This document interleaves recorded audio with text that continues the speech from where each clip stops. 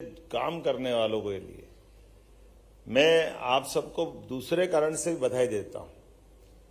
अपने परिवार के लिए पाल पोस करके दो रोटी का जुगाड़ करना ये स्वाभाविक रूप से गृहस्थ धर्म का अपना कर्तव्य है, लेकिन मेरे अपने काम से कई लोगों का पेट भरे, ये वाकई परमात्मा ने यश दिया है। ये यश आपके साथ जुड़ा है, ये मैं आपको शुभकामना देता हूं, बधाई देता हूं। लोगों के जीवन में दो रोटी की व्यवस्था कर देना, उनके अपने जीवन में उनके कष्ट में खड़े रहना, ये हमारी और आज के दौर में तो यशस्वी प्रधानमंत्री के लिए जोरदार अभिनंदन करो श्रीमान नरेंद्र मोदी जी के लिए। एक व्यक्ति कितने मोर्चे पे काम करता है, कितने प्रकार से काम करते हैं, मैं उनका वंदन करता हूं, अभिनंदन करता हूं। ये हमारी डबल इंजन सरकार का परिणाम है। ये जो जितनी हम सब बातें कर पा रहे हैं, ये उनकी अम्ब्रेला के माध्यम से विभिन्न प्रकार के कामों को प्रोत्साहन देने के परिणाम है। मैं अभी विस्तार से बात करूंगा। हमारे एमएसएमई मंत्री, हमने अपने मंत्रिमंडल के साथियों के मंत्रिमंडल का विभाग का बंटवारा भी ऐसा किया। जैसे लेबर के मामले में पूरी जानते, ग्रामीण परिवेश की दृष्टि से और विकास के मामले में गांवों के अंदर की कठिनाई के बारे में हमारे ग्रामीण विकास मंत्री सारी बात जानते हैं, इसलिए उनको मंत्री बनाया। हमारी राजेंद्र शुक्ला जी विभागों के संचालन अच्छे से करते हैं, इसलिए दो मंत्रालय को एक करके हेल्थ डिपार्टमेंट उनके साथ दिया। हमारे चेतन कश्यप जी खुद बहुत बड़ी इंडस्ट्री के मालिक हैं, इनको कहा और कितनी अच्छी से उन्होंने बात कही कि बड़ी इंडस्ट्री में बड़ा अमाउंट लगता है लेकिन रोजगार कम लोगों को मिलता है। उन्होंने कहा कि मेरा अनुभव है, इसलिए वो एमएसएमई मतलब छोटी इंडस्ट्री के मंत्री बने, क्योंकि अनुभव है लेकिन इसका लाभ पूरा मिल रहा है। अपनी विधानसभा में लगातार इस प्रकार के कामों को प्रोत्साहन देते हैं। मेरे साथ मंत्री श्रीमती प्रतिमा बागरी जी, जोरदार अभिनंदन करो आपकी अपनी बेटी का। एक और मंत्री राधा सिंह जी, उनका भी अभिनंदन है। इस अवसर पर हमारे वरिष्ठ नेता क्षेत्र के सांसद गणेश सिंह जी, आपका अभिनंदन है। ताली वाली में कंजूसी मत करो। राजेश मिश्रा जी आपके साथ है। हमारे इस मीटिंग में हमारे सीएस अनुराग जैन जी, जिनको बहुत अच्छा अनुभव है, वो भी यहाँ मौजूद है। हमारे सारे वरिष्ठ अधिकारी मौजूद हैं। हमारे बीच में से आचार्य बालकृष्ण अभी अभी गए, लेकिन उनने अपने स्वदेशी का जो आंदोलन चलाया है, हमारे दो भाइयों की जोड़ी अलग अलग प्रकार से प्रसिद्ध है, लेकिन रामकृष्ण पतंजलि आश्रम के माध्यम से बालकृष्ण जी और जनार्दन मिश्रा जी के लिए जोरदार। कहां जनार्दन जी? वो, अरे वाह, मैं भूल गया मिश्रा जी, आपका मालूम पड़ा आप कब खड़े हो जाते हैं, वहां शुरू कर देते हैं। अभी हमारे भाई है जोरदार फक्कड़ मुरादाबादी, बहुत अच्छा, आपका भी अभिनंदन है। बहुत अच्छे जनता से जुड़े हुए, जनता के मामलों को लेके चलने वाले यहाँ हमारे सभी माननीय विधायकगण, एक बार जोरदार ताली कर बजाओ। पूरे विंध्य के सभी माननीय जनप्रतिनिधिगण यहाँ से लेके वहां तक सारे बैठे हैं। मैं आप सबके लिए भी स्वागत करता हूँ, अभिनंदन करता हूँ। यहाँ हमारे बीच में डालमिया ग्रुप के सीएमडी श्री पुनीत डालमिया जी, आपका वंदन करता हूँ, अभिनंदन करता हूँ। बहुत अच्छे से आपने बात की। श्री भीम सिंह जी कचोड़ जी, HK त्रिपाठी जी, जो रिलायंस बायो से है, अडानी ग्रुप के, रिलायंस भी है, अडानी भी है, पतंजलि भी है, डालमिया भी है, सिद्धार्थ इन्फोट्रेक भी है, डायरेक्टर NCL भी है, CMD रामा ग्रुप भी, कौन छोड़ा अपन ने मंच पर भी और नीचे भी, सभी प्रकार के कामों के लिए। अल्ट्राटेक सीमेंट के भी है और औद्योगिक क्षेत्र के हमारे रीवा के प्रेसिडेंट खन्ना जी, राजीव खन्ना जी भी है ना यहाँ मौजूद। एक बार अपने आप के लिए जोरदार अभिनंदन करिए सबके लिए। विंध्य की धरती और ये हमारा ऐसा इलाका जहां अभी कई सारे मित्रों ने कहा, ये बात सही है कि बदलते दौर में हमको, मैं एक छोटा सा घटनाक्रम सुनाता हूं। एक व्यक्ति के घर में पहले बहुत संपन्नता जैसे हुई होगी, धीरे धीरे काल के प्रवाह में, व्यवस्थाओं के परिवर्तन में परमात्मा की कोई दृष्टि बदल गई। दृष्टि बदलने में घर में धीरे धीरे विपन्नता आ गई, गरीबी आई, और गरीबी का हाल ये रहा कि धीरे धीरे परिवार में खाने के भी लाले पड़ गए। लेकिन अब चूंकि बाहर की दुनिया ऐसी थी कि उसमें उस परिवार का बड़ा वजन था, अंदर घर वालों की हालत ऐसी थी कि अपने कष्ट किसको बताए, तो परिवार में से ही कुछ चालू कर दिया कि कुछ नहीं तो बच्चों को कोचिंग कराना चालू करा, कुछ करके कुछ भी करके घर का पाल पोस करके परिवार का संचालन तो करना ही पड़ता है। ऐसे में टेबल पे पेपर वेट रख करके अपने को आता तो बड़ा तरीके से बात कर कुरा के लोगों को विदा करते थे, जो भी मिल जाए कर जाए कष्ट के उस काल में। ऐसे लगातार दरिद्रता वाली स्थिति आ गई। एक दिन एक सज्जन उनके घर में आए और उनने इस कष्ट को देखा और वो पहले की वैभव वाली स्थिति भी देखी और बाकी व्यवस्था भी समझते थे। उनने आकर के बैठने के बाद अपने जिस परिवार में गए थे उनसे कहा कि ये आपके ये कैसी स्थिति है, क्या हो रहा आपके यहाँ? तो उन्होंने कि भगवान की मर्जी, अब जो जैसा रखे। अच्छा दौड़ता तो बहुत अच्छे चले थे, अब जो है उसी में चल रहे हैं। तो उन्होंने कहा आप क्या कर रहे हो? तो उनने सिलेबस रखा हुआ था, पेपर वेट वो उड़ रहा था, बार बार पंखा चल रहा था, तो वो पेपर वेट पे फिर उनने पेपर वेट का उपयोग करते रखा और कहा कि मैं कोचिंग करता हूँ, ये काम वाम कराता हूँ। तो जो आने वाले सज्जन थे वो थोड़े समझदार थे और एकदम उनकी निगाह गई वो उनके पेपर वेट पे। उन्होंने कहा आपको अभी आमदनी कितनी हो जाती है? तो उन्होंने कहा मेरी आमदनी अब यही 2-5 हज़ार रुपये महीने का मैं कर लेता हूँ अपना घर पालने के लिए। तो उन्होंने कहा ये आप घर पालने का काम तो कर रहे हो, अच्छी बात है, लेकिन आपने अपने आसपास देखा नहीं, आपकी क्षमता योग्यता को समझ के क्या करें? आपने भविष्य की दृष्टि से कोई प्लान नहीं बनाया? तो क्या प्लान बनाई? जो है वो सब सामने है, ऐसे ही काम चलाना पड़ेगा। तो उनने वो पेपर वेट उठाए उनके दोनों, और संयोग ऐसा था और ये यथार्थ में सही किस्सा भी है, उस पेपर वेट को हाथ लगा के धीरे धीरे उस पर मेल चढ़ गया था, तेल लग गया, मिट्टी लग गई, धूल लग गई। तो लेकिन असली में वो पेपर वेट नहीं थे, वो एक पन्ना था और एक हीरा था, और उनकी कीमत करीब 200 करोड़ के आइटम मिले उनके हाथ में टेबल पर। हमारी हालत भी मध्य प्रदेश में ऐसी, इतने पेपर वेट हमारे पास रखे, फालतू में गरीबी रेखा में कौन रहे? हमारी क्षमता कोई नहीं पहचान रहे। मध्य प्रदेश में कदम कदम पर कौन सी कमी इस बात की? केवल ये आंखें लाने थी हमारे पुनीत डालमिया जी सी, हमारे अडानी ग्रुप बैठे, और रिलायंस ग्रुप बैठे। आप बताओ, कचरे से भी कमाई करके ये हमारे बीच में रिलायंस वाले कह रहे हैं कि ये जो पराली जलाते हैं, घर में जो भूसा निकलता है, ये नगर पालिका में जो कचरा निकलता है, उससे भी कमाई होती, उससे भी बिजली बनती, उससे भी खाद बनता है। सिंचाई के साधन बहुत हो गए, तो सिंचाई में क्यों गेहूं और चावल करना? गेहूं चावल के अलावा भी ये प्रयास होना चाहिए हमारे ये जो फूड इंडस्ट्रियों के माध्यम से। अभी बता रहे हैं MDH वाले ने आकर के प्रदेश का नहीं देश का सबसे बड़ा कारखाने का अभी उनने शुभारंभ किया। अब आप कोई कल्पना कर सकता कि 1 बीघा में 1 लाख रुपए की आमदनी हो सकती, और ये आश्चर्य नहीं है। हमारे यहाँ ये फूड इंडस्ट्रियों के माध्यम से मालवा के तो कई किसान लहसुन आलू प्याज करते हुए अपने घर में इस प्रकार की आमदनी करते हैं। और केवल ये नहीं, हर एक क्षेत्र में, कौन सा क्षेत्र छूट रहा है? प्रत्येक क्षेत्र में विकास की संभावना है, केवल काम करने की तो देर है। इसलिए आज हम जितने लोगों को लेके बैठे, अभी कोई चुनाव का समय भी नहीं, ना चुनाव की कोई बात। अब मैं कभी कभी इसकी केवल कल्पना कर रहा था, मैंने पुनीत डालमिया जी से बात कर रहा था कि देखो कैसा समय आया है। क्या उनने कि क्या हो गया?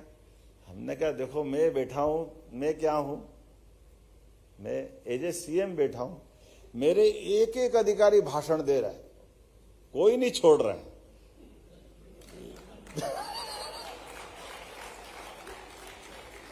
CS से लेकर PS तक, और क्या दिल भर भर के बोल रहा, मेरे को भी मजा आ रहा ये अपने आप में।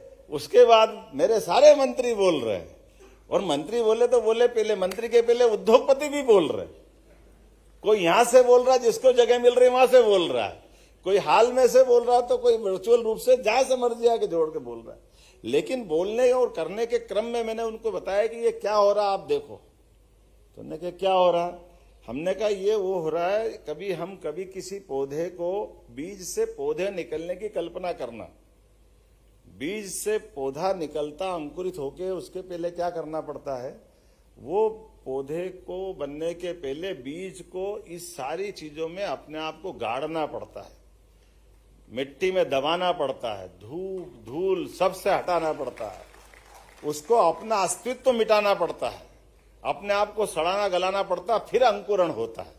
अगर हमको कुछ अच्छा करना है, बड़ा करना है, तो ये अहंकार निकालना पड़ेगा कि कोई सीएम हो गया, कोई मंत्री हो गया। अरे हम सब एक परिवार है, हम सब एक ताकत बन के लगेंगे तो ये सारी बातें होगी, तो ये स्थिति बनेगी। इन अहंकार से कोई फर्क नहीं पड़ने वाला है। ये बोले वो बोले, ये बोल दिया वो बोल दिया, अच्छा हो गया बुरा हो गया। अरे इतना अच्छा दृश्य में देख रहा हूं, वाकई डालमिया ने मेरे का इशारा करा, हम तो अपने हिंदी भाषी प्रदेश में ध्यान नहीं देते हैं कि हमारे सारे पीएस हिंदी में इतना अच्छा भाषण दे रहे हैं कि एक से बढ़कर एक उनके बोलने की प्रतियोगिता कराओ तो हमको पुरस्कार देना पड़ जाए।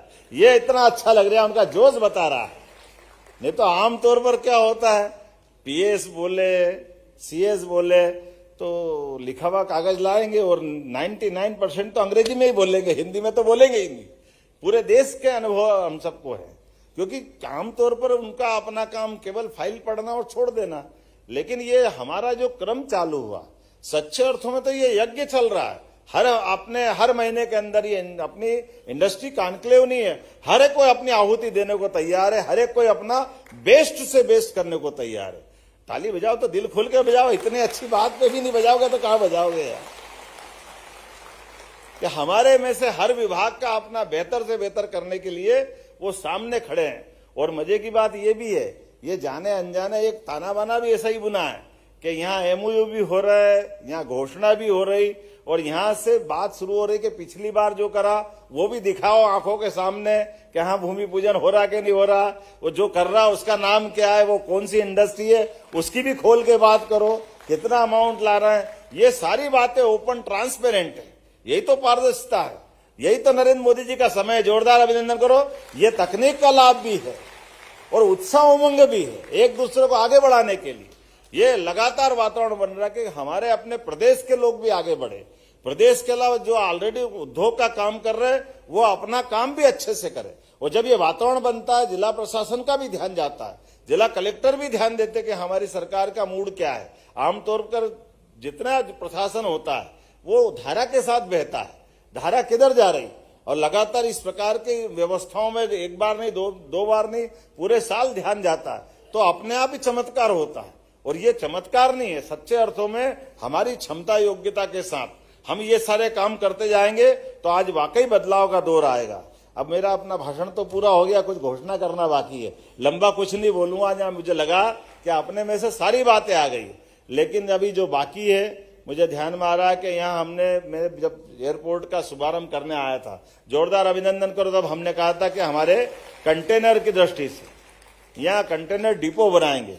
लेकिन आपका आनंद, ये पूरा उत्साह देखकर लगा एक नहीं दो बनाना चाहिए, ये ध्यान में आया है।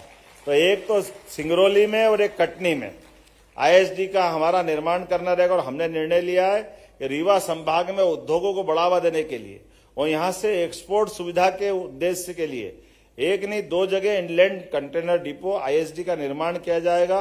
और यही नहीं, आईसीडी के मल्टी मॉडल लॉजिस्टिक पार्क का भी यहां निर्माण किया जाएगा। रीवा संभाग के सिंगरौली, कहां सिंगरौली वाले विधायक, जरा ताली वाली बजाओ, आपके लिए भी घोषणा कर रहा हूं। सिंगरौली सीधी वाला भी मत चुप रहना, तुम्हारे लिए भी दे रहा हूं, सीधी वाले के लिए भी। कोई बात नहीं, सीधी वाले सांसद जी भी हो, आप ही हो यार, जरा ताली वाली भिजवा दो सबके लिए। मऊगंज, कहां है प्रदीप पटेल, देखना दादा, जोरदार ताली बजा प्रदीप पटेल जी के लिए भी। मेहर का हमारे गणेश सिंह जी, आपका भी क्षेत्र है ना, जोरदार तालियां मेहर के विधायक जी और सांसद जी के लिए भी।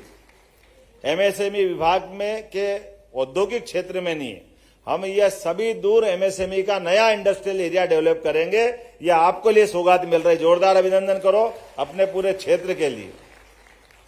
और जिला रीवा और सतना में स्थापित औद्योगिक क्षेत्र के अलावा नवीन इंडस्ट्रियल एरिया भी हम डेवलप करेंगे। और खास बात कि औद्योगिक क्षेत्र उद्योग दीप बेडन में जल आपूर्ति के लिए 84 लाख की नई योजना का भी क्रियान्वयन किया जाएगा, ये मैं यहाँ अनाउंस कर रहा हूँ। बहुत सारे प्रकार के, वैसे तो अभी यहाँ हमने टूरिज्म का, इंडस्ट्री का, माइनिंग का, एमएसएमई का, हेवी इंडस्ट्री का, बहुत सारे अलग अलग चीज कर दी, लेकिन इसके बावजूद भी बहुत विभाग रह गए। जैसे हमारा अपना सरकार का निर्णय है कि हम टूरिज्म में हेल्थ टूरिज्म भी डेवलप करेंगे, ये अपने आप में नवीन प्रयोग रहेगा। हमारे यहाँ के चिकित्सक, हमारे यहाँ के हॉस्पिटल, हमारा ये सब सेक्टर में समान रूप से विकास की संभावना है। तो आज अपने यहाँ इलाज कराने के लिए बाहर के लोग क्यों नहीं आना चाहिए?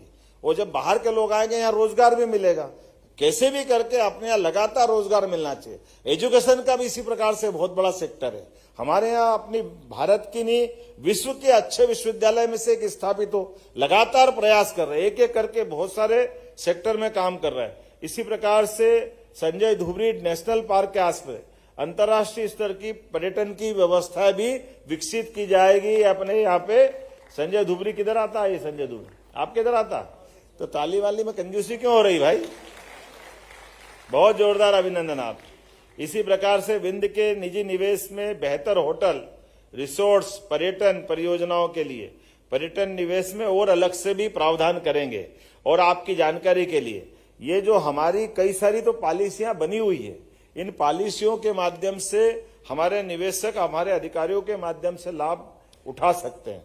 लेकिन इसके अलावा भी इसमें हमारा आना, मतलब मैं एजे अपने अहंकार से नहीं बोल रहा हूं, मैं सरलता से बोल रहा हूं कि जब बड़ा इंडस्ट्री का कोई बड़ा प्रोजेक्ट आता है तो आमतौर पर निवेशकों की वो जो पॉलिसियों से बात करने में वो छोटा पड़ जाता है। इसलिए उसके आधार पर कोई अलग से कोई लाभ की बात करते, तो उसके दृष्टि से भी अगर आप कोई बड़ा इंडस्ट्री का बड़ा प्लान भी लाएंगे तो सरकार बनी बनाई पॉलिसियों की सीमा तोड़कर भी हमारी कैबिनेट के माध्यम से उसको भी लाभ देने के लिए तैयार है। इसमें भी कोई कंजूसी नहीं। इसके पीछे भाव ये है कि हाँ, हमारे यहाँ हम औद्योगिक निवेश को बढ़ाना चाहते हैं। हमारे प्रदेश की जीवन स्तर को आगे बढ़ाने के लिए हमारा अपने राज्य जीएसटी का जो कर संग्रहण है उसको आगे बढ़ाने के लिए, और प्रदेश को देश की बेहतरी के साथ, देश की जब तीसरे नंबर की अर्थव्यवस्था का संकल्प है, तो मध्य प्रदेश यशस्वी प्रधानमंत्री की उस भावना को समझते हुए लगातार अपनी वित्तीय व्यवस्था में मजबूत से मजबूत बनने के लिए लगातार इस प्रकार के आयोजन करता रहेगा। मेरी अपनी ओर से अभी तो बोलने के लिए इतना सारा है, मेरे समझ में नहीं आ रहा क्या छोड़ू क्या जोड़ू। आप बताइए, इंडस्ट्री के साथ साथ जीवन के आपके लिए भी सूर्य किरण, कुसुम, ये जो अपने यहाँ से एनर्जी सेक्टर के हमारे एसीएस ने बोला है, और उनने जो बात कही है कि आप अपने घर की छत पे भी अगर आप लगाओगे तो भी आपका स्वागत है।